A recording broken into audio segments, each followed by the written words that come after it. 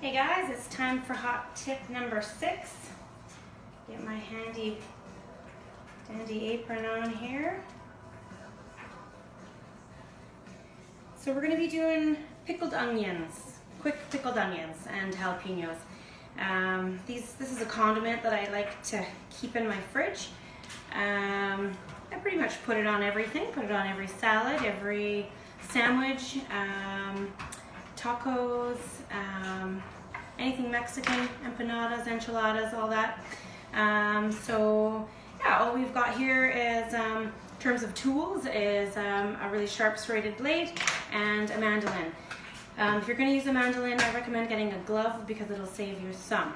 Mandolins come with safety devices that I find cumbersome and pokes into the food and ends up kind of mushing it and you end up wasting it. So yeah, I've got this glove and it's really handy. It's a good tool. Yeah, we've got 2 jars here. And here is each 1 teaspoon of salt and 1 teaspoon of sugar. And we're going to season it up with a little pepper and a little chili. And yeah, we're going to get right to it. So I'm going to show you how easy and quick this is. The reason the mandolin is the best tool for this job is because we're going to blanch these onions and we want them very thinly sliced so that they blanch quickly and all the way through. You don't need a mandolin at all. You can just do this by hand, but this is the best way to get everything uniformly sliced. So there we go. Like, oh, how easy is that? So we're going to blanch those in the bigger bowl. Get them in the water. Get some tongs. That's my other favorite tool is kick-ass tongs. So yeah, just give them a stir and 3-4 minutes they'll be done blanching. And meanwhile we'll do our jalapeno. So jalapenos, same thing, just nice and thin. I find that they vary in heat. Sometimes you get them burn your face off hot and sometimes they're sweet. So anyway, you just gotta be careful. The best thing to do, figure out how hot they are, is to test them, is to eat them. So a lot of the heat resides in the white part, which is called a pith, in this part here. So if you want to take the time to remove that, I highly recommend it. It holds most of the seeds, so when you remove it, most of the seeds will come out too. So we're just going to take the time to do that. We're going to throw them all in the blanching water while we do it.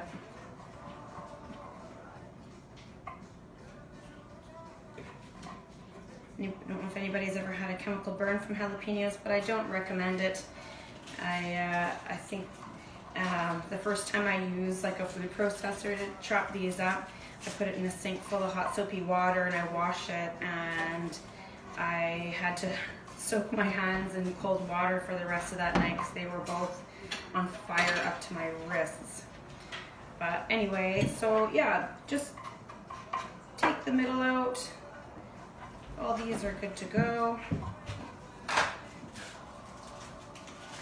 If there's a couple seeds in there, that's okay. It'll give you a little bit of heat. You want some heat. You just don't want to burn your face off. Okay, so get those blanching. Those take 2 to 3 minutes. And while we're doing that, we'll get our jars going. So I find this is a really easy recipe just because it's easy to memorize. It's about a cup of vinegar, maybe a cup and a half, and then 1 teaspoon of each salt and sugar. So it's really easy to remember.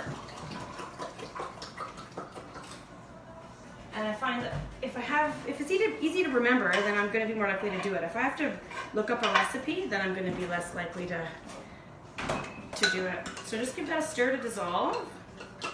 You can spice these up with anything. Today we're going to use chilies just because they're pretty. I don't know if they actually impart a lot of flavor, but they're pretty to look at, and it does kind of remind you that there's a bit of a heat there.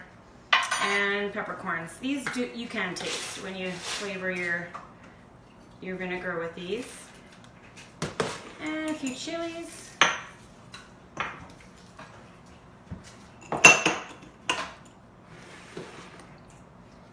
So 2-3 minutes. Give them a stir. and then just submerge them into the vinegar. You can always add more vinegar if you need to, but the important thing here is just not to be too picky about it. It's not a picky procedure. There you go. If you're not going to go through a lot of them, what you could maybe do is cut up half of an onion and just do one half at a time and save the other half for whatever you might be cooking that night. Yeah, but I find that once they're in the fridge and once you get used to having them on stuff, that you will enjoy them enough to go through a jar like this.